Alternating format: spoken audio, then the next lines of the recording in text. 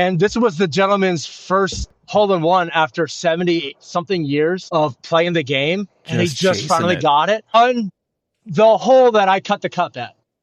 So, I mean, I was like, sir, this is awesome. Give me a hug. Bro. He didn't know what he was getting, but he got what he got. Just put on some headphones and jumped on my machine. And I'm cutting rough and it's coming up all nice and clean. My homie's right behind me and he got some stuff to spring. All together now. Let's maintain that turf today, that turf today, that turf today. Ladies and gentlemen, welcome back.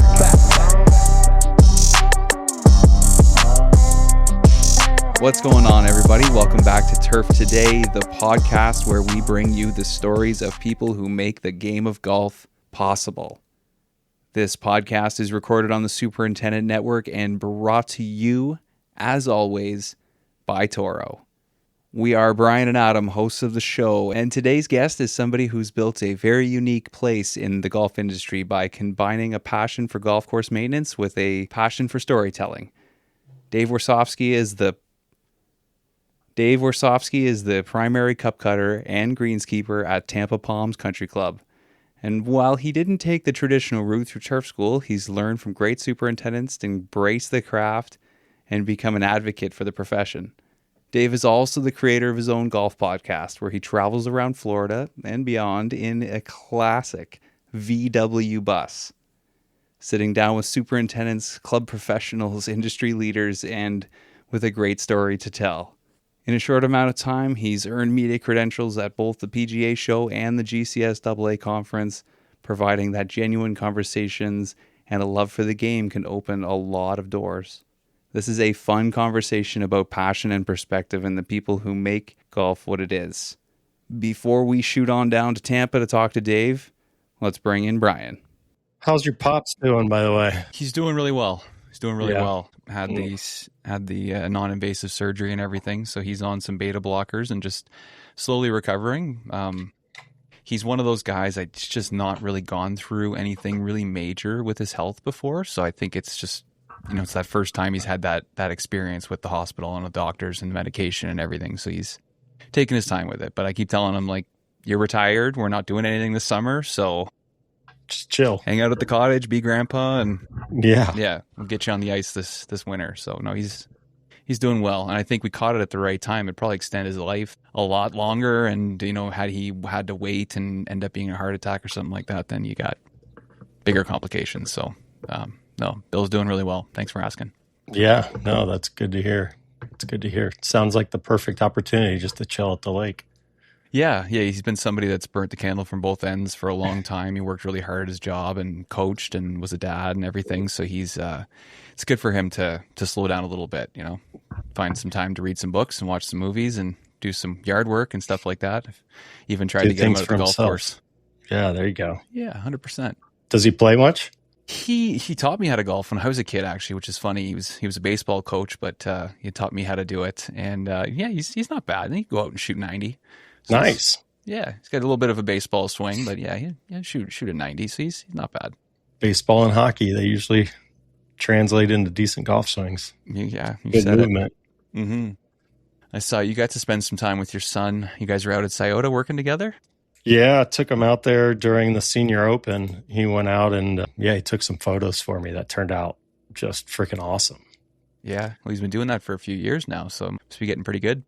Yeah, he's gotten really good at it, though. It was funny because we were out there for a couple hours and he just, I'm like, are you having fun? He's like, yeah, I'm getting bored, He's not a still photographer. He likes doing photography for hockey and, lacrosse and basketball, baseball, just things that moving objects. He wants to be in the action, right? Yeah, he wants to be in the action. He wants to do the sports photography. He didn't mind, like the one year he took his camera out to the Memorial during a practice round and was able to get some shots of players and stuff like that. And he enjoyed that. He's not as into, photographing golf courses and stuff like that. So he definitely wants the more fast-paced type stuff. So we'll see. Yeah, I'm going to take him. I promised him a trip for his graduation / birthday. So he's going to be going out to the Pacific Northwest with me here in another month or so. He's going to help me with some documentation, and we'll play some golf during a little bit of downtime and stuff. So should be fun. That's awesome. Not a bad little trip for the boys. Yeah, a nice little 10-day trip out there to Washington and Oregon. So it should be fun. Yeah, and that's one of those things too you look forward to, your son graduating high school and getting to take him on a little boys trip. Like that's cool. That'll be good for you guys. I'm excited. It should be a good time. I've warned him. I said it's going to be grueling. We're going to have like 7 golf courses in 10 days up at probably 4:30, 5 o'clock in the morning. So yeah, just golf course can be some long days out there. Yeah. Fortunately, he's working at a golf course, so he's used to waking up early. He gets it. Those will be solid memories. Like that'll be a trip he'll never forget. So it's really good. You guys are doing that. Can't wait. I saw the video you posted today with, was it Paul Bondison? Yeah. What an interesting guy. It seems like he's got quite the career, quite the life. Yeah. It's really funny. I mean, he kind of went down the path. His dad was a tour player, like during the time of Nicklaus and a bunch of those guys, and apparently he had some reasonable success, and then just kind of got to a point where he lost his game or whatever. Then he became a superintendent, and then Paul became a superintendent, and now Paul's son is also a superintendent. Wow. And it's funny because Paul was a superintendent, had an opportunity to get into golf course construction, went that route for a while, did some sales in the industry for a while, and then just within like the last 2 years expressed getting back into becoming a superintendent. And his son sent him the job posting for Champions, which is what he ended up getting that job there. So it was pretty neat that his son sent him the posting and helped him get back into the industry. So it's pretty cool. Man. It's not usually the way that runs. It's usually the opposite. The dad's usually helping a son find the path in. And the son helped dad out this time. It's pretty cool. That is cool. It's like that whole cycle we talk about. It's nice. Control with confidence, powered by data, introducing Spatial Adjust, adaptive irrigation intelligence driven by turf rod sensors. It goes beyond measuring moisture, delivering precise, real-time recommendations based on actual conditions across your course. There's no extra work or guesswork either. Soil data is collected during normal mowing and automatically flows into Link's central control, turning thousands of data points into actionable insights in just a few clicks. Are you ready to take control of your turf? Get Spatial Adjust for your course and see faster results with smarter irrigation. Only from Toro. So how was 4th of July down in the States? Must have been a big one, 250? Hot. Very hot. Dude, it was brutal. It's like I kept telling everyone, it felt like I was in Texas. You wake up and it's 80 degrees already with high humidity and and then I think the heat index was like 110 pretty much the entire week. So it was hot. But it was all good. I didn't really get to catch any of the festivities, any of the celebrations going on. We went to a little party with some friends, and it ended up storming then in the afternoon during all the fun times. But now it was fine. It was low key on my end. I bet downtown Columbus probably goes pretty hard for that. Yeah, they do a pretty big fireworks deal called Red, White, and Boom, but you won't touch me anywhere near that. The crowds are nuts, and like we did it when the kids were little, got it out of our system, and now there are plenty of like fireworks shows and stuff around us in the community, so it's easy. Always something. Live from the van. I wondered if we'd be doing this from the van. That's awesome. What's going on, brother? What's up, guys? Yeah, 100% I'm doing it out of this thing. Yeah. I even told my super, I'm like, Sam, sorry, buddy, I got to take one more day off. He's like, Dave, for turf today? Absolutely. So, I was supposed to go back today because my wife and I just celebrated our 26th anniversary yesterday. Oh, congrats. And so, thank you guys. And so, absolutely, yeah. Everyone's like, Dave, you're doing it in the Volkswagen, right? I'm like, yeah, I'm doing that. Yes, sir.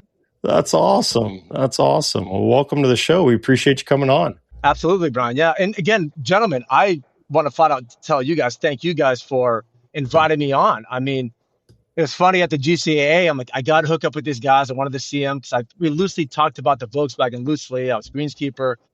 And I get over to the tour area. I'm like, there is no way I'm talking to these guys. And then it just kind of organically happened that you guys asked me to run. I'm like, holy sandbunker. I'm going to be on these guys' podcast. So let's go. So yeah, gentlemen. So thanks again. Yeah, man, that's awesome.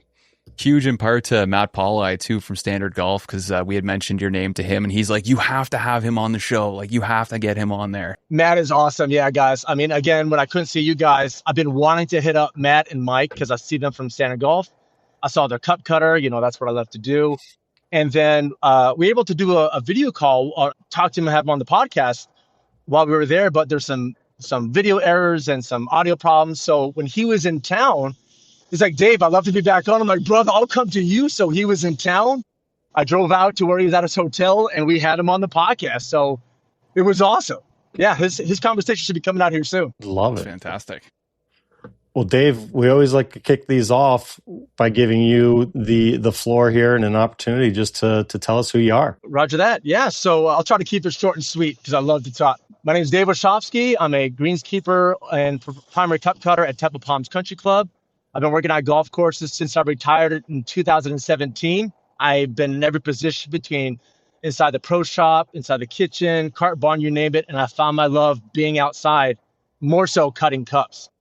It just became a passion. I mean, the fact that, when you see a really good looking car, you take a picture of it. It's terrible. I do the same thing on my cups. It's that bad. Again, I love the fact that I am like the last man of defense on the green. I make sure the greens are, cleared off of anything. The cups look good.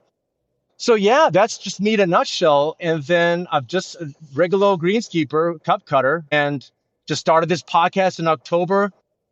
And here we are now talking with you guys. So it's been a blessing. That's awesome, man. Well, tell us a little bit about the podcast. One of the things that sticks out is just the name of the show, Friendly Unabashed Cup Cutter, or even your Instagram account. And I had to look up the word unabashed because I didn't even know what it was. So anybody listening, if you're wondering what it is, it's more of a word that describes somebody who's not embarrassed and is just kind of genuinely themselves. And, that's so cool that you're open about that. So, tell us a little bit more about the name and the podcast.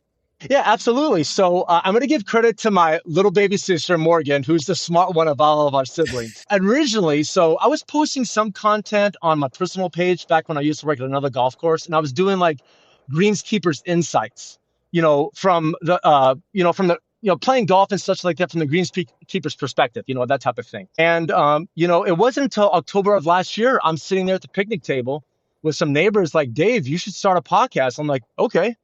Because I'm very blessed, where I'm retired from the military. I work at a golf course part-time for a minimum wage just to be outside and get, obviously, the free golf.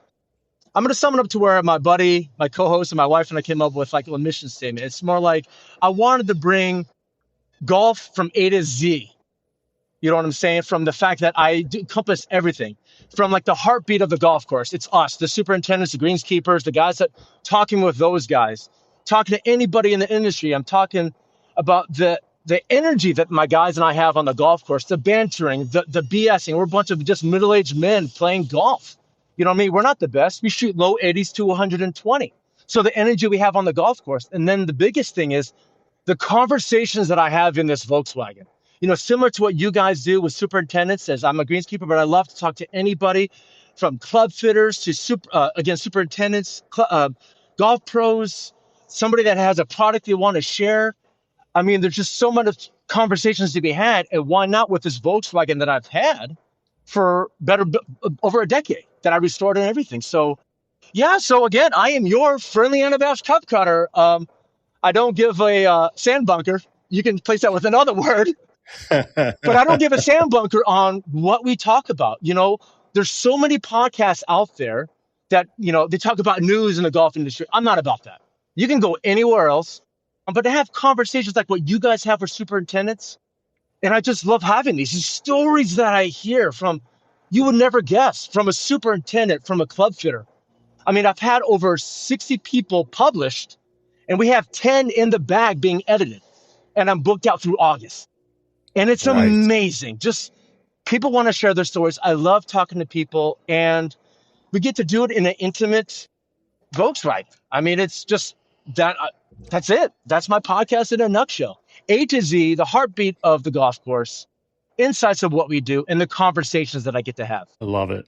That's something that I've been wanting to do pretty much ever since I lost my business, was get a sprinter van and just kind of set up exactly how you were and just travel around, man. That's absolutely. Don't be surprised if I steal that from you at some point, Dave. Brother, I don't mind. You just can't use chink. I don't mind at all. But that was the thing. Like at the GCA, my Volkswagen was there at the GCA. Oh, nice. It was at the PGA Show. I drive again, the fact that I've been working on this thing, I know the engine, I know the wiring. If something goes wrong, I can fix it. To an extent, it failed for a transmission or engine. So the fact that we're going to be heading down to Naples area, where I'm good friends with Chris Warwick, who is a superintendent at Saddlebrook. He's down there in Naples right now building a brand new golf course for Esplanada at Rivergrass. Yeah, He's like, nice. Bro, let me come down there and talk with you. He's like, dude, I'd love to have you. So that perspective of seeing a golf course in this Volkswagen, having him back on and such. So yeah, man, I highly recommend it, bro. It's if you can do it, it's the best. Just got to do it in style.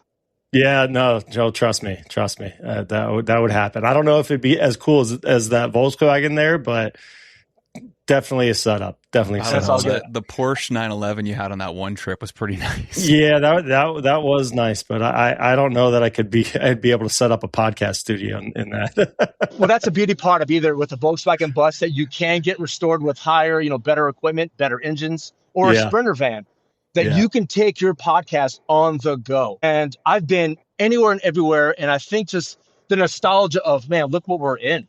Stories that this Volkswagen had before I owned it, and now the stories that this podcast is now getting. Trust me, gentlemen, I'm surprised by myself. Some of the conversation, the things that come up in my head. I know, it's crazy.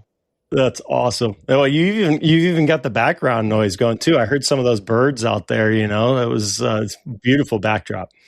Absolutely, guys. I mean, the fact that we have an opportunity to be at the beach. I've had meet and greets at the beach. That's where I met Matt Pauley down south in St. Pete. I mean, it's the fact that it's awesome. I mean, that's the one thing why we love working at a golf course. I love being outside. I love when I'm the only one on a hole. There's no other greenskeepers. There's no other noise traffic. I'm very blessed at Tampa Palms. That is just and I like to be a man in the present. That's why I hug everybody I meet. Life is short, and to absorb everything. And there are times which I didn't take off my shoes while cutting cups, but I was very close of just being there and cutting a cup, listening to the birds, being the wall, everything. It's amazing. Yeah, it's awesome. That's sweet. So you touched upon it when you were doing your introduction, and I'm glad you kind of expanded on it. You mentioned retirement and then expanded on retirement from the military. Tell us a little bit about your service. Yes, sir. Yeah. So I was United States Air Force. I retired in 2017 medically, just shy of 18 years. I've had a lot of TBIs, injuries from downrange and such like that. I was very blessed to the places that I got to work, and the places that I got to been to, besides the deployments. But my last duty station was at the Pentagon. Wow. And I was in the office of the Secretary of Defense, and I just knew how to talk. You give anybody a sir and ma'am sandwich, you can talk to anybody. And so everybody literally puts on their pants just like anybody else. When I was at the GCAA, I talked to one of the previous president. I wasn't shy. I just went up and talked to the guy. So I was able to travel the world in some very amazing places. And unfortunately, I didn't get into golf until after I retired. So I was a comms guy, computers. I was cybersecurity and computer information management. That's what I did. But I'll tell you, because I had lost my dad to cancer in 2005, he was my best friend. And then because medical issues with TBIs, shoulder surgeries, bicep surgeries, my wife and I were like, you know what? Life is short. I could have stayed in DC, could have made stupid money. I had a degree in computer science and a TSCSI clearance. But my wife was like, you know what? Pay off all of your debt, live life. And that's what I've been doing since I retired. That's awesome, man. Good for you. And if they needed me back again because I was medically retired, I will serve this country right now. Whatever they need me to do, if they need me to sharpen pencils or fix a copier machine because I was Air Force, I'll do it. But you know what I mean? You need me to shoot one of these things. I don't know how. No, I'm just kidding. But no, I really love life now and just being present, man. That's it. Well, would love to ask you just, some of the most important lessons you've taken from your military career and helped you with your life now. Yeah, and this can exactly relate to the golf course and being with greenskeepers, right? Fellow greenskeepers. So it's one team, one fight. That's the biggest thing I can tell folks. That's the one thing that I took from the military. You can't have a link in your chain, right? Everybody has to know everybody's job. So if something goes wrong in the military or in a golf course, somebody else can pick that slot. And it's up to the superintendents, which I've been very blessed to work with some amazing ones, is, okay, yes, I'm very blessed. I do cut cups every day. So I got that going for me. But I'm just saying is I can still run a 4,500. I can still rig bunkers. And it's helping each other out. Just because I'm done cutting cups, like let's say 9:30, and I see somebody still rigging bunkers, and it's on a Saturday and we need to go, I'll finish cutting my cup. I'll go help the young guys rig the bunkers. I won't be asked to do it. But I think that's what it is to being a teammate, being one. You guys at the golf course, we are a direct reflection of the golf course. Doesn't matter if it's municipal or if it's a private track or if it's a PGA level event. You're a direct reflection. So even though I am the cup cutter, those bunkers need to look good, take pride. Oh, there's a marker down over by the cart path. If you're driving by it and you have time, go pick that up. Same thing like it is in the military. If somebody else is down, you help them up and pick them up. Same thing on the golf course. And I strictly highly that, and I'm just a greenskeeper. I heard something recently where somebody said in the military, leaders eat last. So whenever there's a meal, they help serve, and then they're last. They actually get out of line if somebody with a junior rank comes in behind them. Correct. So correct. And 100%, and 100%, and that's where I've been blessed to where I had good relationships with my troops, to where you would get down in the dirty with them, and that's something like you see. It could be 50-50 with superintendents and directors of agronomy. Some of them will just stay in the office, not be out as much. Or you have guys like my superintendent now, Sam Cooper, who is amazing, that he's still out there, the last guy, doing something that needs to be done. And even though that I'm not a superintendent, I may be good at it, I don't know. I just don't want to be irresponsible to anybody. That's why I'm not. But it's the fact that helping each other out, being there with somebody, and if you have a really good superintendent, mechanic, or assistant, those guys want to be there for you, to work for you. I'm off Sundays and Mondays. I'm like the one few guys on the crew. I'm like, listen, I'm retired. I don't need the money, but I want to come out and help. There's times that I want to be on the golf course on a Sunday, and I've done that. Where we were short man, I said I would feel guilty relaxing at my house at 6 o'clock in the morning on a Sunday when my guys are short manned. If you only got 4 guys working the track, you should have, if you have the means, get up there and help and do the guys themselves. And that's what I've done countless times. And it's having good leadership in the military helps easily transition for if you're a leader, on the golf course. All right, guys. Turf Today is brought to you by the Andersons. And when you're looking to simplify your fertility program without sacrificing performance, Genesis RX DG 575 delivers multiple technologies in a single application. Designed to help turf professionals streamline applications while maintaining consistent turf performance, Genesis RX DG combines Contact DG, SmartFOS DG, Humic DG, and ATEP DG in one comprehensive formulation. Now featuring an all-dispersing formula, every component in the bag is engineered to break down and move into the soil profile with moisture, helping deliver nutrients where they're needed most. Whether you're aerifying, seeding, renovating, or establishing new turf, Genesis RX DG supports nutrient availability, root development, and overall turf health while reducing the need for multiple applications. Learn more at andersonspro.com. How important is, and I'm a listen to a bunch of Jocko's stuff, has read it, listened to a lot of his books. How important is decentralized command and making sure everybody kind of knows what's going on, so when you need to fill in, someone can fill in? If that question makes sense to you. Yeah, no, I kind of get it. Jocko was awesome. He's an amazing Navy SEAL. But no, it was to that point, right? I think it's, if you don't have somebody that can get down and dirty and all your troops can do everything, you know what I'm saying? If you're not delegating properly, managing properly, if you don't have somebody able to do the bunker, now you have to do it, or cut the cup, or vice versa. Or you don't have somebody to be able to pick up, in a way, that weapon system, even though it's a cup cutter, needs to be able to do it. Now, I will say I might judge whoever's cut my cups these past 3 days. I will. I kid you not. I will. Precise no, standard. it won't. No, it will not. But with that said, I think it's like if you're leading from the top, being a great manager, you got to be able to delegate, not only just like making sure that everyone can do it each other's jobs, but maybe what are they good at? Okay, they're good at cutting cups. That's what I do. Or they're good at making sure, GCS is done correctly, or the PGA area, that type of thing. So, yeah, man, I think just making sure that everybody is out at the round table. That's a good way to, you know what I'm saying? As long as everybody's out the round table, everyone's equal, everyone can do their job. The golf course will succeed. Working together as a team, everybody's human. We all got to get there together, right?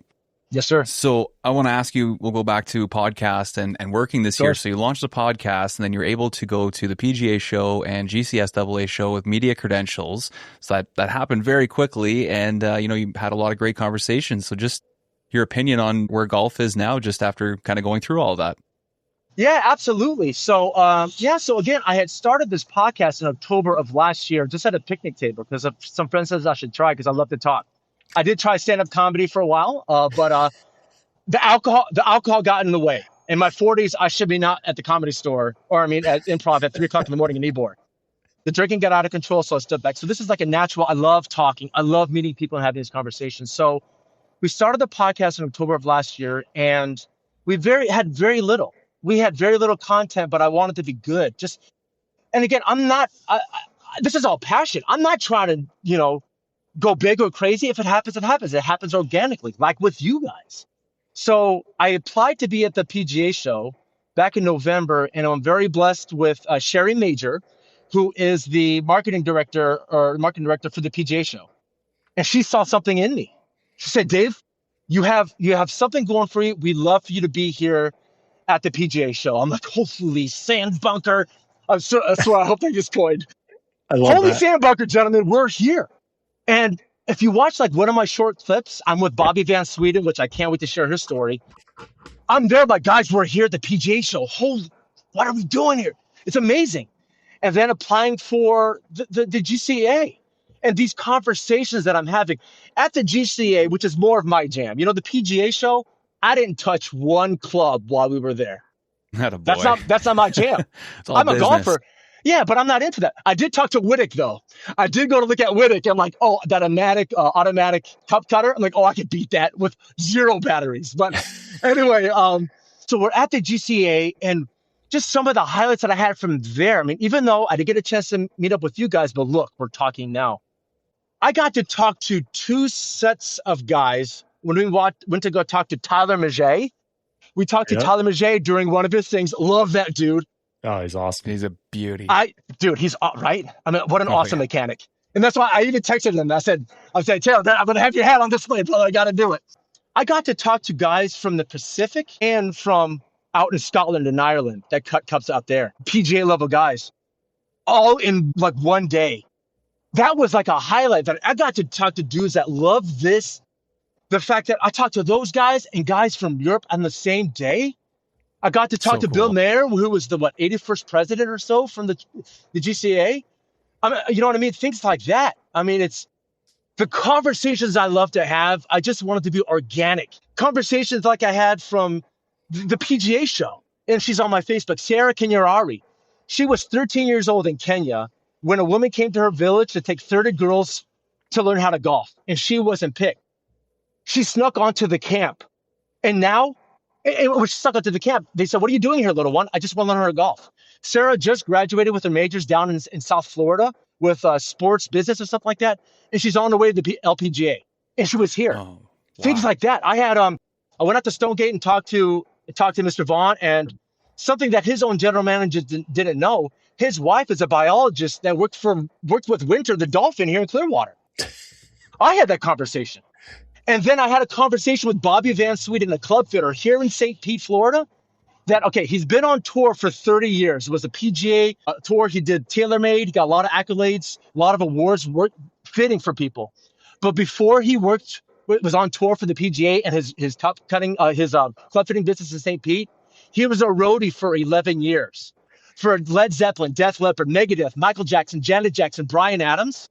And the coolest story about him is that when he was in Southern California, and he can't tell me the lead guitarist or the band, but the guy was getting off of heroin. And the next biggest thing to get off of heroin was skydiving. So before Bobby and this lead guitarist went skydiving on this, about to jump on the plane, somebody said, hold on, we got 2 more guys for you. Have you guys heard of Point Break? Oh, yeah. Keanu Reeves and Patrick Swayze. He went skydiving with him. Come on. And I had him on the podcast. And you wouldn't know about that stuff. See what that's gives me goosebumps, bro. Gentlemen, I love what I do. I love sharing the golf course insights. I love having the conversations. Like, I can't wait to know about you guys. Adam, I can't wait. I'll put my Nike skates back on, bro. And know what I mean? I'll do it, bro. Dude, I still got them, bro.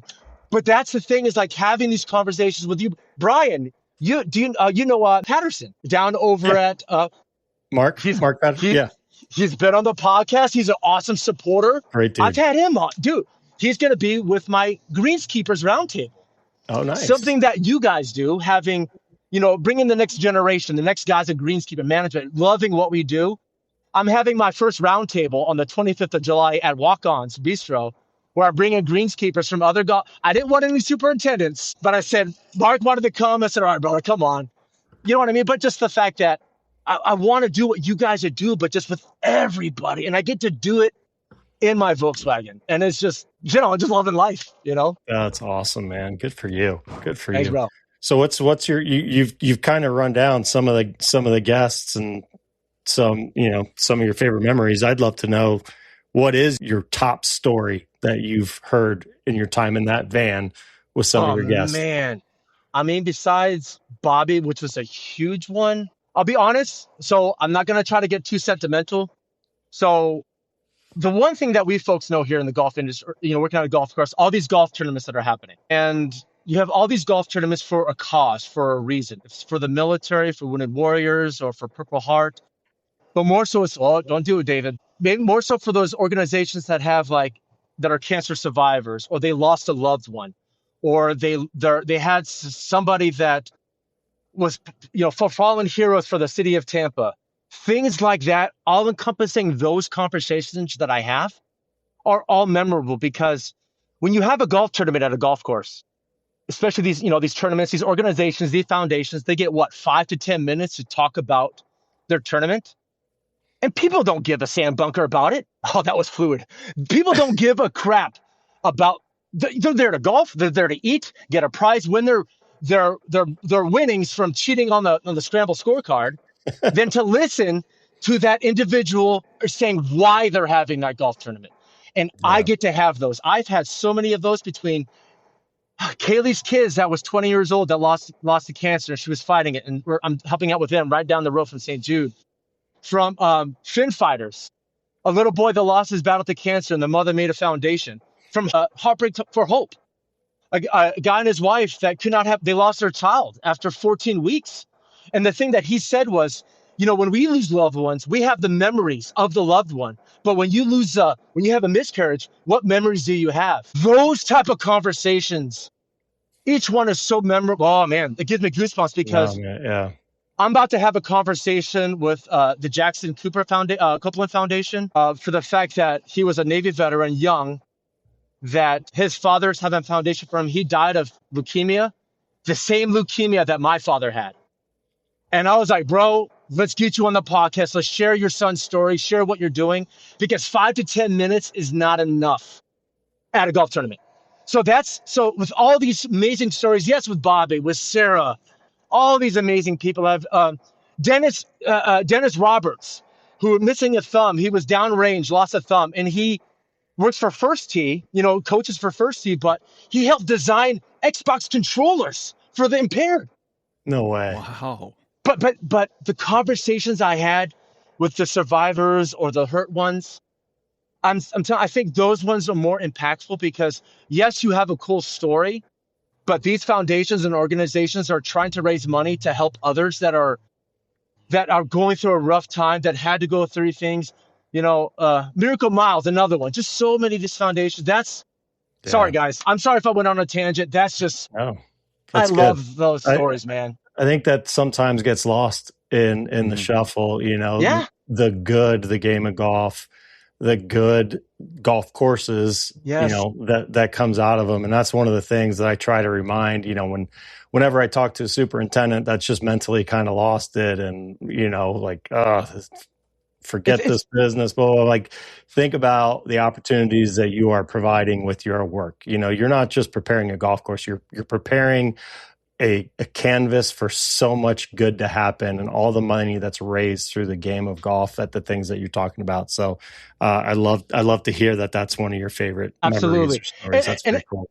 And it's funny you just say that. I hate to piggyback on that. As for the superintendents, It's like when you have those AITs that have the drive to want to do that as well. Yeah. I met some amazing young man from, like with Mark Patterson, his AIT, and then we have at Tampa Palms, Grayson.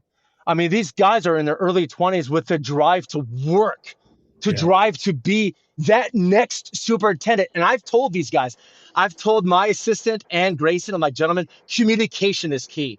Caring for your, I don't want to say troops, but caring for your guys below you, that is something that Sam does. And I tell that to John, our assistant superintendent at Tampa Palms, like, dude, you're a great communicator. You want that, because that's one of the reasons why I left my other track, is not because of saying it's just because of poor communication, not because of my superintendent or the GM.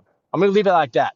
But it's communication is number one. And I think just having that next generation that these guys love the golf course, that love it, that love needs to be passed on. And it's getting slimmer and slimmer. Agree. So have you done any tournaments yet, Dave? Because I feel like you'd be the perfect person to bring in and enter a crew and be a part of that whole operation. So I haven't done anything yet. I've been asked to even have my own tournament. I've been offered jobs to teach their guys how to cut cups and everything, but for a tournament. I would love to one day. The one thing that's like a big dream, I don't know if I want to talk about goals now and such, but so like, again, I am always here to serve other people, my family, my friends. I want them to come on the long journey with me. So before I had this podcast, I wanted to travel the United States in an RV, towing this behind and just enjoying life. And my wife and I told our sons, good luck finding us. You're not going to find us. But now with this podcast, my first event I'd love to do is the Valspars right down the road. I would love to cut one cup. It doesn't matter what day it is, but I would love to travel the United States and cut one cup at every PGA event. I want to have the conversations there at each with those guys, with those gals, who's out there, but also fly my guys out, play some golf, have a conversation, talk, play that banter, and then go to the next event, the next tournament, that would be like the ultimate goal and dream, is to just cut one cup. I'll do it on the practice day. I'll do it on the amateur day, the amateur pro day. That's what I would love to do. And I would love to, again, help work tournaments, help bring out people to come out and have a good time. And, forget the scorecard, forget these, because it's a joke. You know what I mean? I scored a 56, a 57. I did score a 57 once, though. Hold on a second. I did not use one of my balls. Hold on. I did not use one of my balls, but we had two guys that were pros that were also veterans that could, playing from the whites at their level, we birdied almost every hole, regardless. But you know what I'm saying? It's like, I would love to work a tournament, but the ultimate goal, man, is to, gentlemen, travel the United States, cut one cup at every PGA event, and just not necessarily golf. That would be cool. I just want to cut one cup and talk to the people. I want to see you cut the 16th at Waste Management. Gentlemen. If there's a guy that would get that crowd going, gentlemen, I can tell that you would eat it up, and oh God, that'd be cool. I would love and I would bring other guys with me. Yeah, I love, like when we have our golf outings, it's a lot of fun. I do these little, I'm not going to phonetically say it, but I will say your friendly unabashed cup cutter experiences with that. Like we have like 15 to 20 guys go deep, and we're just having a good time. It doesn't matter if you shoot your low 70s to your 120. We played MacDill Air Force Base one time, and it took us 30 minutes to finish hole one. I said, guys, we got to split up. Guys, it was so much fun, though, but we got to split up, guys. That type of energy is just, I would love to do an event on the 16th hole. I would love to, just everywhere, man. Just bring the energy of the greenskeepers, because though, I mean, yes, you have our golfers, you have these guys trying to work their space. I'm not trying to work myself in any space whatsoever. I'm just trying to be me. If this podcast were to end tomorrow, I'm content. Greenskeepers and superintendents were people, right? you know how we're kind of frowned upon. And Brian, I know I just watched a little clip about you not long ago about the importance of greenskeepers and superintendents. Folks, you guys can't golf without us. You can't. And what really got to me was, again, this is when I first started working at Tampa Palms. I love to talk to the members. I love to talk to people. And when I was saying, hey, good morning, everybody, how's it going? A few of these members would ignore me. I mean, flat out, like I just talked to a wall, as if I'm at the Pentagon talking to a wall. And it wasn't until, I'm telling you, I kid you not, I saw my dad's grave. I kid you not, like 2 months later, those same members, oh, hey, Dave, we didn't realize you're a veteran. How's it going? I was like, it took me to be a veteran to be noticed.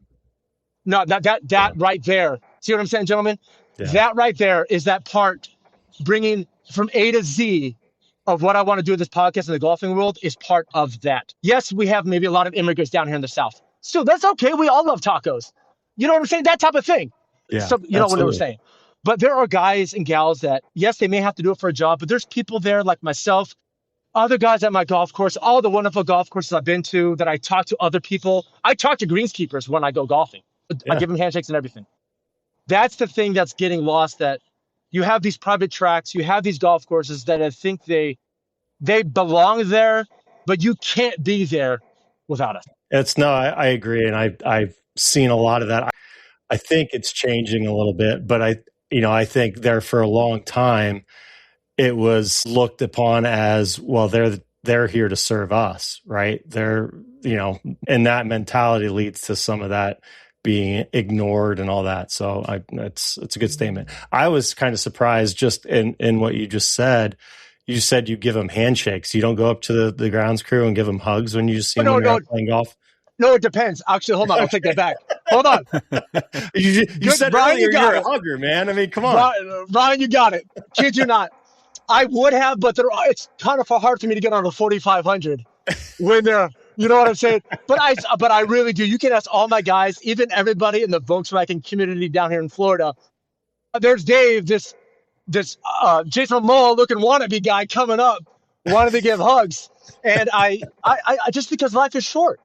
But the TBIs that I had from downrange and from playing hockey, and then forth, you know what I mean? I have such a higher chance for dementia.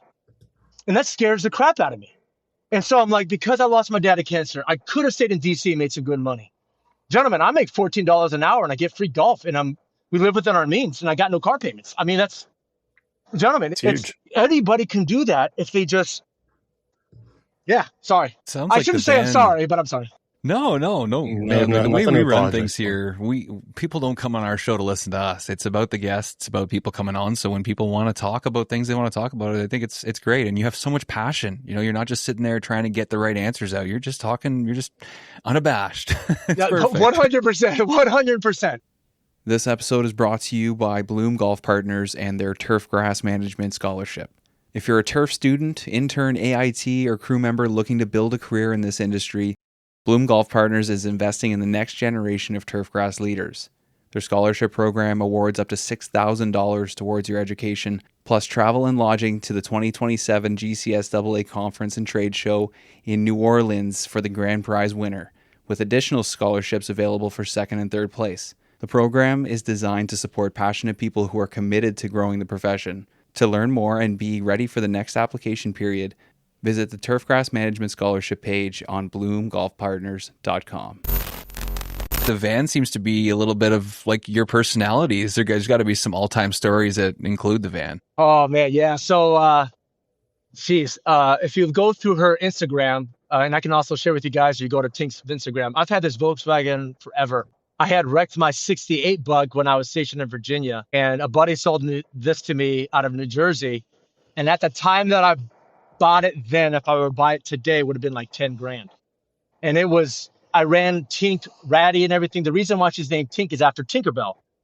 Just for the fact my wife and I love Disney. I was underneath it one time, probably passed out from moonshine in the military, but it's okay. I've always loved Volkswagens. And here's what's ironic, a little funny story is, my grandparents went through the Holocaust. My dad was born in a camp after the war. And here I am driving the people's car. And if people know the history of Porsche and Volkswagen, it's kind of ironic. And my first car was a 68, and my dad got me into them. So I've always loved Volkswagens. And with Tink, it's just been She was red and ratty. I had street signs covering up holes. I had a bamboo roof rack. I drove her every day. Geez, actually, a little short story. Like, I'm at the Pentagon, and someone said, whose piece of sand bunker is that out in the parking lot? It was mine. You know what I mean? So, when we finally did restored in 2020, my wife and I were like, you know what? Let's do something different. Let's do something that's our vibe, the tropics, the beach. Take the beach wherever you go. You could be in Oregon and take the beach with you. And we're like, let's do it like that. Like, my wife made all the cushions. My wife made this sign. She's very crafty. Made golf balls and turf. My speedometer needle's a golf tee. I have turf in the front. No. Gentlemen, I'll pause this for a second. I can't get to it. But gentlemen, I have dissolvable, biodegradable golf balls that when we go to the beach, we hit golf balls in the water. I mean, it's That's awesome. Dude, So that's my Volkswagen, man. People don't believe me that I drive this every day. I did not restore this to preserve it and to showcase it, whatever. I don't even go to car shows. I don't prefer to. I don't need somebody to judge my Volkswagen. Why? This is mine. I love the way it looks. All those palm tree fronds you see on the side was used high quality car vinyl wrap with my wife's Cricut machine. And I use my wife's Cricut machine. After I talked to you guys, I got invited to the West Coast of Florida GCAA Superintendent Social. I'm awesome. Like, the Cove K superintendent's like, Dave, we'd love to have you. I'm like, Troy, you realize I'm not a superintendent. It's like, no, Dave, we'd love to have you out here. I'm like, yeah. And I'm here now. I'm literally going to shut all this down and walk right there, because Whiskey Joe's is right here where they're meeting. Love it. You got the life, man. I'm trying, Davey. I'm trying. I'm just enjoying, because life is short. It's the best way to do it. Instead of chasing all that money and trying to have all the best and biggest, just figure out what you're passionate about, what you want, and just be comfortable and enjoy yourself. 100%. Stress-free, right? I don't even have merchandise yet. That's the thing. Like, if people are asking for hats and shirts and coasters, like, where's Tink Coaster? That's the last thing on my mind. I'm worried about having the conversations first, and then everything will come after. And I think because Absolutely. I'm doing it, we're doing it organically. Like, my co-host, Cargo, he wears cargo shorts on the golf course, and oh my God, it's hard to see, even though I try to be proper. But this is Cargo's Corner. And I met this man on hole number 10 at Heritage Isle, where I used to work at. And now he's getting 25% of whatever this turns into. Now, 25% of zero is zero. But when this podcast pops, it's just that type of memories, those type of, yeah, man. It's awesome. I love it. Awesome. You're going about it kind of the same way I did. Just do the work, show a good product, and then it's all going to happen after that. It's going to happen naturally. Yeah, absolutely. I love it. Well, Exactly. I see a couple pictures of the van here on your Instagram that will look fantastic on a t-shirt, no question. Yeah, brother. It's funny. Like, if you go to her Instagram, Tinks, like, we used to rent this out for photo shoots. It was easy. My first photo shoot, I'm in Tampa watching a women's bikini line, and I'm sitting here in the back drinking beer. Like, I'm making $1,000 off of this. So we used to rent this out a lot. It's awesome. So we used to rent this out for photo shoots and such. But after we were in an accident in November of 24, and so the whole front end, $15,000 worth of damage. We were like, you know what? I don't want to rent it out anymore. Even though I drive it every day, I just want to enjoy it for myself more and not try to, do whatever with that. So yeah, it's there's a lot of shirts we're planning on doing with it. There's that the one where it's like the front end of the coaster of her. I mean, we're gonna make a coaster of her, and I give a shout out to my wife and our friends that were at the picnic table that said, Dave, use your Volkswagen as a mobile podcast studio. And it's been, you're gonna bring a towel and a fan, because there's no AC in this bad boy. Yeah. But we'll make it work. We'll make it work. That's awesome. Yeah. It's 100 degrees up in Canada today, so I would imagine it's pretty hot down there. Yeah. Here's what's funny. I talk about that. When people complain up north about the heat, don't complain. Don't complain to guys like me. Gentlemen, we're cutting cups, breaking bunkers at 100 degrees and in the morning. So, you know what I mean? But I know what you mean. I know what you mean. So getting into work, into your profession, give me the art of cup cutting. Give me the keys to cut the perfect hole location. Man, one is, I guess, in a way, it's just how I'm doing this podcast. It's just passion. You know what I mean? You're going to have the direct impact on someone's golf game. That direct impact. I know that there's other social media out there where guys, they post the funny I'm going to put the cup over here, whatever like that. That's good and dandy. You know, publicity is publicity, good or bad, whatever it may be.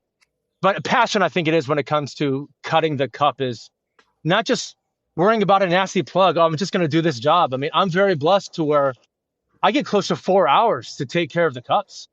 We start at 5:30. I'm done by 9:30. And that's cutting the cup, painting it, clipping the thing, making sure everything's out, looking for previous ball marks, looking for previous cups. I mean, it's hard on some of these greens that we have that are undulating, that you can't not put a cup there. So another area is going to be flushed with it. You have to be a little creative. But I think the biggest thing is like loving the game, or not even just the game, loving your job. I mean, if they told me, Dave, you have an opportunity to live in Hawaii, but you have to wash toilets, gentlemen, we're going to eat off those toilets. They will be the best toilets you'll ever eat on. But I'm in Hawaii. But you get what I'm saying. It's like, it doesn't matter what your job is. You have got to, men or female, young or old, you got to have the passion to cutting that cup, looking for all those things. And I just think it's a little bit easier for myself as a golfer that I'm like, okay, do I want to put the cup there? Dang it, this is where I got to put it today, guys. I'm sorry. Hole number 3 on 15 in the back right on that turtle shell. Guys, I have to do that to give the left side of the back some rest. And unfortunately, and members will complain to me about it. I'm like, sorry, guys, do you want the left side of zone 3 in the back of 15 to be dead? Okay, guys, let's have some fun. Once every 2 weeks, I put it over there on the top. It is what it is. So I think it really is if you paint the cups, if you don't. I don't use scissors on the cup. My cup sharpener's sharp. My cup cutter's sharp. You know what I mean? But you do look for those little things. I think really it's just the passion of taking care of that green. You have the directing to golfers and to the golf course. Do you want somebody complaining about that cup position repetitively, and then your superintendent has to come out and tell you to fix it? You shouldn't have to do that, you know? So yeah, I think it's just love your job no matter what it is. Cutting cups, fixing a bunker. Just love what you do and give it everything that you do. If that's sharpening pencils in the Air Force, fixing copier machines, well, I'm just kidding, or cutting a cup, man. I think it's just realize that you are the direct reflection of the golf course. You dictate how golfers play, and know that in the back of your mind. Fix those ball marks, fix those good plug, good, you know, all those things. All that fun stuff. I've always been a firm believer that your hole changer should be a golfer, somebody that understands the game, somebody that understands the course. Because it's, and especially if you're doing it every day too, you can't just go out there and do it once and be like, all right, I'm got it. Like you have to go out there and do it a lot, and you're doing it every day. So like you said, you got to protect some spots and move cups from areas and things like that. So it could be a little bit of a tedious job. And that's why I always think it needs to be somebody who understands the game properly, not just somebody going out and working. So that's good that you're able to cover that from both ends. I was going to ask you about maybe one of your cooler stories cutting cups, but the hole-in-one. Yeah, that was pretty bad. Not my own hole-in-one, which I won't talk about, but the hole-in-one that I had to throw it out there for my guys because they know I was going to mention it. Lexington Olds hole number 299. Well, mini putt hole-in-one doesn't count, man. I know. Touche. But I can go through the 5-hole. I'm just kidding. We'll talk about that later. I think it was on Heritage Isle where I used to work. I was a cup cutting there.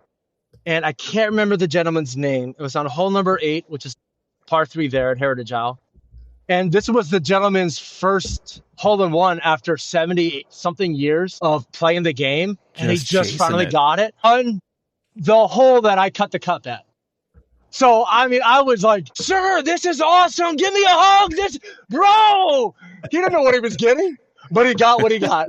And it was just, I just wanted to make it memorable for him. But it was like, for myself as a cup cutter, that this guy got a hole-in-one on my cup. I think that was awesome. I mean, it's things like that. I got to share that with him after so long of playing in this stupid sport that we're never going to be good at, maybe a few, that I was there and I had an impact on that. I think that's just awesome. So it's such a did cool you get feeling. to partake in the post-round beverages then? Did he come seek you out? No, I think he was going after prune juice or something. I'm just kidding. I'm just kidding. No, but no, I still had work to do, and it was an early time, so unfortunately I couldn't do it. But yeah, well, that's outstanding. So you seem like the kind of guy that if you see somebody that's, you know, maybe not feeling great, down in the dumps, that kind of stuff, you're going to be the guy that gives them a pep talk. What are you saying to those guys? I'm here for you. Do you need to talk? That's it, man. I mean, when you see folks that are you can tell that they want to say something and they don't. Just try to be aware of that, and like acknowledge, like, okay, I got a coworker that doesn't talk much. We had one that unfortunately doesn't work with us anymore, but he was quiet. And I always made it a point. I'm like, yo, bro, man, what do you like to do besides? I know you don't want to be here. What do you like to do? Oh, I like to read. Oh, what kind of books do you read? Star Wars novels. I'm like, oh man, it's having these conversations and talking is just kind of realize that, if somebody's not out there putting themselves forward, they want to do something, but they're too hesitant to do it. Get up there and do it. Just being able to acknowledge if somebody wants to do something or say something, just engage. Don't be afraid of engage. You know what I mean? Because, I said it earlier when, you might have noticed I had a golf tournament that I attended that, I lost a buddy to suicide. And when I lost a buddy to suicide at the Pentagon, he was in this Volkswagen. You know what I mean? He rode to me to work to the Pentagon. And the fact that unfortunately, he committed suicide and couldn't do anything like that. Just being able to have a conversation and talk, and don't be afraid to engage with folks. I think that's the biggest thing, especially when you have these guys that maybe they don't want to be there at the golf course. Maybe they just want to grab a coin, but let's still just talk to them, So I think just engaging with folks. I think that's the key. Don't be afraid. Don't be unabashed. Just get in there and just talk. So Dave, if you could go back to 18, 19 years old, would you choose to get into turf? Or is this something that you kind of enjoyed taking on later in life? So, man, here's a funny thing is, and Adam, you can contest this. I wish I got into golf instead of hockey when I was a kid. Because, man, I'd be an awesome golfer. No, I'm just kidding. But you know what I mean? It's like, because hockey's just as expensive. So I think back to when I was 18, 19, something about me, like I actually wanted to go to art school. I dabbled in art. I was an independent studying a lot. I actually at a very young age, I had an opportunity to be an intern at MGM Studios, which is now Hollywood Studios at Disney. But at the time for that summer, like I could have been an intern with Disney or be with my dad during the summers. And good thing I trust my dad because he's no longer with us. So I think it's because he was in the military. My stepdad was in the military. I wanted to go in the Marines. I wanted to destroy. As a hockey player, as a left wing and center, I was a big guy. And at the times I'd be thrown to the penalty box right off the faceoff because I would charge the center before I'd go after the puck. And so I wanted to join the Marines to destroy. And then it was my dad and my stepdad that told me to go into the Navy. It's because, I procrastinated my portfolio in art. I told my art teacher that touched my painting to F off or to because it wasn't my painting anymore because she touched it. So I joined the military. But I think that if I didn't join the military, I wish I would have been in turf. I love being outside. I love seeing a product. I love seeing that hard work can be enjoyed by others. Maybe that's why I love cooking Filipino dishes, because my love of cooking and the reaction of everybody that's eating my food. You know what I mean? Is that the Filipino in me? I don't know. Or maybe I love working at a golf course and doing that, and people get to enjoy my craft, So, maybe I would have. Maybe if I didn't join the military, I think I would have go back to myself and said, okay, the military is not a thing. Dave, go be a superintendent. Go be the president of the GCAA and tear things up. That would have been awesome. But, yeah. But you seem like kind of guy, again, that doesn't regret many of your decisions. Negative. No, I might have a few personal ones. Sure. Obviously, but we all have those skeletons and such. But no, man, everything happens for a reason. Every decision has an outcome. It could be good or bad. You got to be able to accept whatever it is. And gentlemen, I'm enjoying the heck out of this one. It is. I don't regret going to art school. I don't regret, not playing hockey still. I miss hockey, but I don't regret leaving it, because I'm still here. I got zero regrets. I got 3 handsome sons. I just celebrated our 26th anniversary. I'm talking with you bros. I got zero regrets. Absolutely. Well, Dave, I hate. Gentlemen, when you guys come down, just be us for a bit with no cameras. Experience the stuff that we do down here, not what happened in Orlando last February, because that was cold. We always like to save a couple minutes here at the end just to leave it open to you and talk about anything you want to talk about. Thank you guys for the opportunity to talk to me. Thank you to, the big men upstairs, to my amazing wife and co-hosts and very close friends and family that have been like, oh, Dave, this is it. This is your calling. You love talking to people. I mean, guys know that when we go golfing, it's terrible. Like I'm not saying my boys are my handlers, but I'll talk to somebody. My golf bag will already be in a cart. And this is even before the podcast, guys. This is even before all that. I just love meeting people and talking people. And I just think I'm very blessed that, I have family and friends that are extremely supportive. And I keep telling these guys, I'm like, gentlemen, the private plane is just getting bigger and bigger. I just wanted to give you an opportunity to plug the roundtable. Tell us how people can find out about it and, all that fun stuff. Absolutely. I mean, if you don't mind, I got a couple of plugs, but that's okay. Please. I mean, if you don't mind. Yeah. So for one, on January 21st, I'm doing a live recording again at Golfology. It's a golf simulator venue, which we know they're popping everywhere. July 21st, I'm recording a live conversation, my second one, which is awesome. I mean, these golf simulator venues are popping like candy. Yeah. They're everywhere. Yeah. Oh, yeah. So why not start recording there and help bring business to them? And we're looking at doing your golf podcast, like invitational of golf simulators, regardless. So anyway, live podcast being recorded on July 21st. I'm very excited for July 25th at Walk-On's Bistro, having a Greenskeepers Roundtable.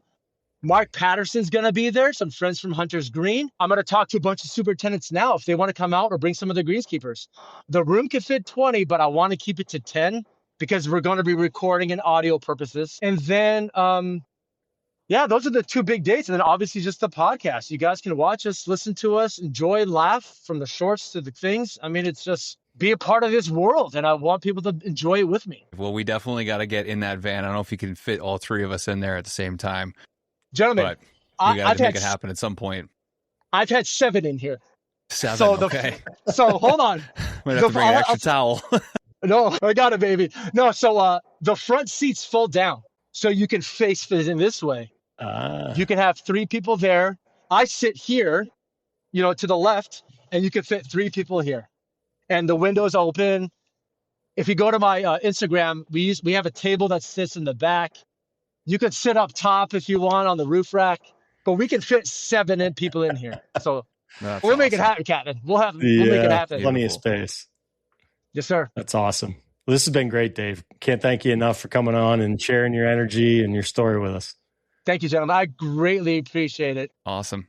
Well, let's keep in touch, okay, Dave? Episode comes out on Tuesday. Awesome. No, I love it. All right, man. Be good.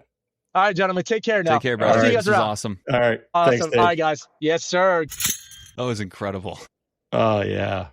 What a trip. I don't know if we've had that kind of energy on our show before. Like, I felt like I was sitting here and my blood pressure was just going, just listening to him talk, just because he was so intense. It's awesome. Well, yeah. It kind of reminded me of when we had Sean Bacon, when we had Sean on, and just, the juice is flowing there, just that energy is contagious. It's awesome.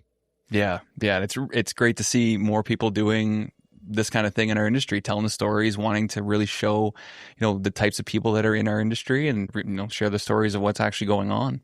It's awesome. Yeah. Yeah. No, and I love the fact that he's just, he's perfectly content with what he's doing. He absolutely loves it and just brings that passion every single day.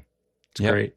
If you're going to be somebody that gets in front of the camera and, you're, whether you call yourself an influencer, a creator, or whatever, if you're getting in front of the camera and you're talking, you have to be comfortable being uncomfortable. You kind of have to live. I've heard this many times. You have to live in the cringe. You kind of have to just be okay with not everybody accepting it and just being original and being yourself. And he's like, nobody ever had to tell him how to do that. That's just how he is. And that's going to has taken him very far and will continue to take him very far. Yeah. What a guy. I'll have to meet up with him in person at some point. Yeah, I know. I was looking at flights like, all right, can I get down there for that event on the 25th? Maybe. Be kind of cool. Maybe. Yeah, that'd be kind of neat to get down there and be part of that. Mm-hmm, absolutely. So we talked a little 4th of July. 3 days before that, we had Canada Day up here. Broke our record by 45 millimeters in a day. 125 mils of rain over Canada Day. It was that was the picture you sent me.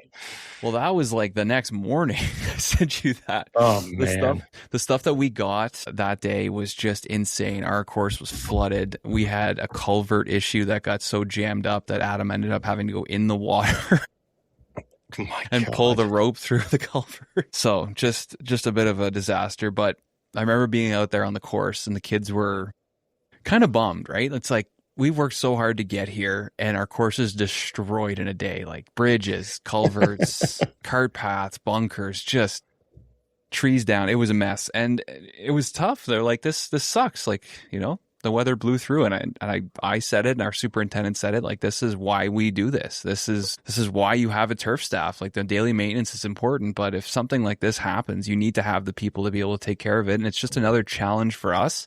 You know, we're telling the clubhouse, give us a couple days because we're going to go to war with this course. And those days end up being so great for your staff. You know, you're all on the same project together. You're all out there not worrying about golfers and you're just working as hard as you can, getting dirty, getting wet. And, so those days suck for sure, but when you look back on them, they're very important for you and your crew and your development. And you know, we're getting there. We built the bridges back and cut the trees down, and you know, we've been working on the cart paths, working on bunkers, and we have a couple big tournaments next week. So we'll get there, and it's just all a part of it. So yeah, I know. I'm sure other people have dealt with something similar. Well, once we got that water flowing through the culvert, that was a big thing. Yeah, made all the difference. You know, the funny thing is you get all the heat and you get that much water. So now disease pressure is high and the bugs, oh my God. Like, oh yeah. So, but I feel like we're getting back to where we want to be. And anybody who's worked on a golf course long enough has had times like that where you just had to go to war with the course and do your best to get it back.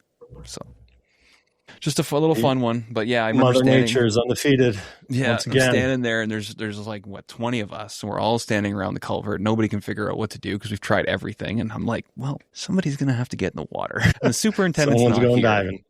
so it looks like I'm up. Yeah. And I put the hip waders on. Adam, here's the hip waders. Put the hip waders on. I get in, like, instantly soaked, flooded. Socks and underwear flooded. So I'm down to my neck, got my arm in the culvert, and we finally get it unjammed. And I climb out of the water, and everyone's looking at me. I'm like, whoa, wait. I lay on my back, stick my feet in the air, and all the water just all over the place. It was hilarious. So, got to have a little bit of fun out there, right? Yeah, always. Keep it entertaining. Yeah. So I love it. That's all that we've been going through lately on the course, just fighting all the cleanup.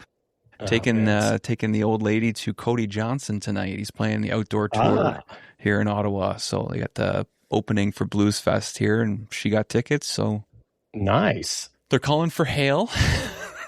For hail. Yeah, and they're not canceling the concert. So we are getting ponchos and we're going. My goodness. Yeah. Well, we'll see if something changes. I keep telling her, I'm like, it's so hot here right now, and the radar is all over the place, so we won't know until later tonight, till we get down there. So we will see. But just come prepared for anything. Yeah, it's like you read on the tickets and stuff. No umbrellas, no backpacks, no nothing. So it's like either we dress for the rain, or we don't. Either way, it's gonna suck. So yeah, I was gonna say, you're either gonna be too hot, or you're gonna be dodging quarter-size hail. Yeah, and Blake wants to wear the big cowboy boots and the hat and all the stuff, which I'm fair enough, right? Going to an outdoor Cody Johnson concert, you may as well shell out. But I don't know how it's going to go. Like, I brought my extra tufts home. I brought my FJ rain gear home. Yeah, you got it all. You're ready. Beautiful. All right, man. Be good. Have a great weekend. All right, buddy. Good job today. Right. That is going to put a wrap on things today, folks. We are so fortunate to have had Dave on. Got a lot of great guests lined up coming down the summer. It is getting hot. It is getting to be a bit of a pain going out there every morning. We are feeling the grind, but we love it. We're warriors. We deserve this industry, and this industry deserves people like us. So keep finding ways to motivate yourself. Keep having fun. Keep supporting the people around you, especially the ones who are supporting you. And hey, if you can find time to get out there, play a little golf, and enjoy the game, enjoy the golf course that you take care of, I highly recommend it. See everybody next week. Keep those reels sharp. Have you ever seen the bright lights? Have you ever seen the city at night? I'll be there, waiting for you racing like a wildfire. Anticipation, don't be scared now, just let go. Feel it all come through. And all your inhibitions take control.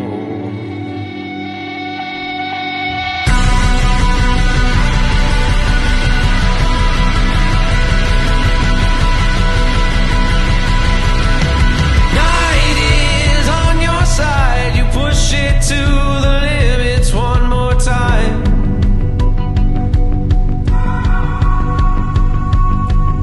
Feel it in your bones, you're all alone and it's keeping you alive. And all your inhibitions take control. Why don't you let it go?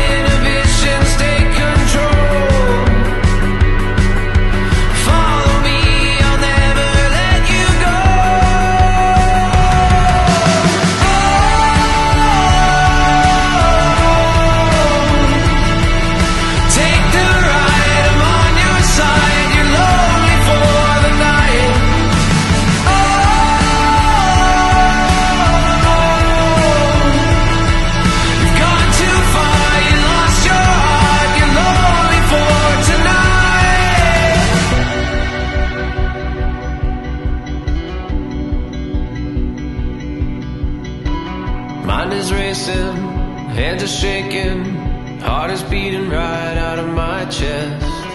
I can't take it, body's aching, heart is beating right out of my head. Mind is racing, hands are shaking, heart is beating right out of my chest. And all my inhibitions take control.